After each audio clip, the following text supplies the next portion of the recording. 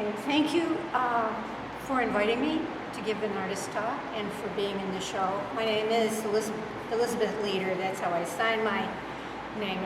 Call me Betty. Anyway, this is my grandmother art. That's what I call it. Because I've been going around the city for a long time and seeing all these landscapes, the Buffalo landscape, the Rust Belt landscape.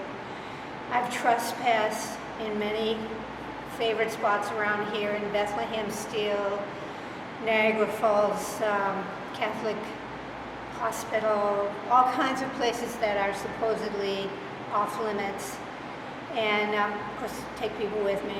And I see a landscape that is very disturbing to me because I have 5 grandchildren, and I realize that that's the world that they are inheriting, and especially in the time of Trump and his cohorts, that it gets worse. So I was raised in Boston and went to art school there, and then came up to RIT, and then ended up in Buffalo. So this landscape to me was something new, and it's just been so amazing and so inspiring because it was different, and also it was totally wide open. That you can go into these pieces. You might get stopped at the very end or something, but you can usually talk your way out of it, and you have a chance to see the economy in action. So that's one part of it. So my process, I use any kind of material that I can. Sometimes I'm collecting things as I'm going along. I have a whole collection of abandoned toys, old wood, all of this that can be part of my art, but I also draw and paint.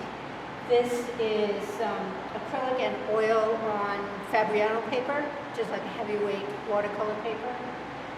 And the graffiti that's in the back is from a place that I saw, and it kind of called out to me because this is done by probably teenagers in the area, and they're sending out a message.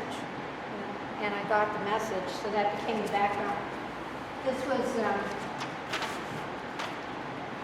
pass it around. That's the actual graffiti. It was over on Niagara Street, near an abandoned factory, and it just. Interesting, because how I read this? Yes. I didn't read dead. Here, I read deer. We are on food. Did you? I meant dead. Okay. Yeah. Okay. I think they meant dead too. So I photograph a lot and take it back and use it as my reference, but then kind of with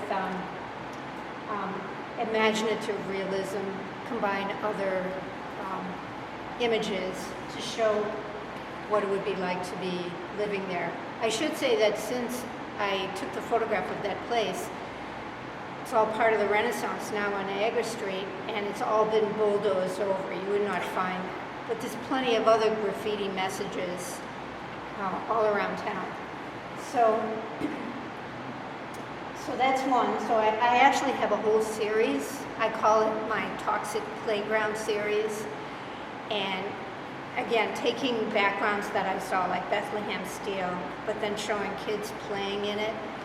And I hope to show more of them. I have a couple of pieces from that series that are going to be up in a show at the Buffalo Society of Artists up in their next September show.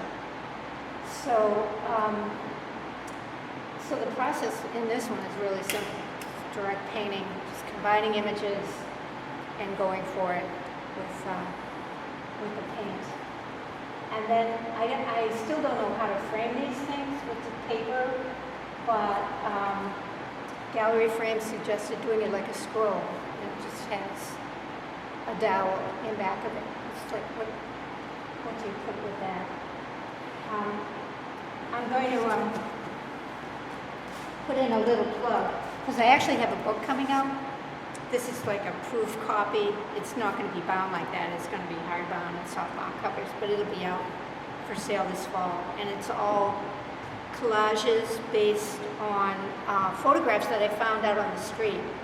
Because I have a studio at the Tri-Main, and sometimes I would wander around that area, on the east side of Buffalo, and the stuff that you just find tossed out. I found a whole album, and then I made up collages, and from it, combining the photographs that I had taken in these abandoned spaces with the old photographs that were part of the album. And I had a little show over in Canisius. They have a little gallery in their library. And a librarian over there actually researched it and found out who the owner was.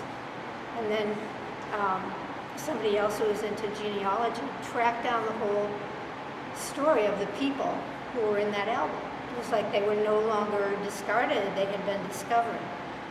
And the story shows like a family, a father moving from Germany, coming over here in Ellis Island, and taking different jobs in industry, like the whole growth of immigrants rising up with different companies. The companies disintegrate, now they're just an empty lot. So there's a timeline in the book where you can follow the rise and fall of this family, and it goes right along with the rise and fall of Buffalo. So I just can't tell you how incredibly inspiring this city is. Not really in a negative way, but just that we're all connected, and like two Canadians right here. We have all these stories connecting each other, and that's my aim, is to keep visualizing in a different way. Any questions? So the fellow, is this a photograph or just a drawing, the guy in the mask?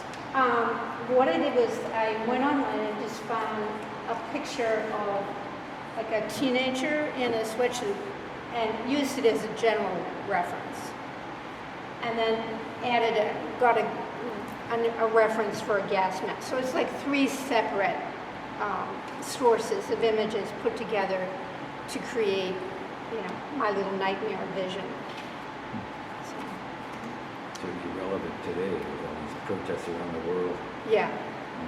That's Yeah, I'm scared every day when I open up my news stream and see what's happened next. So. Thank you.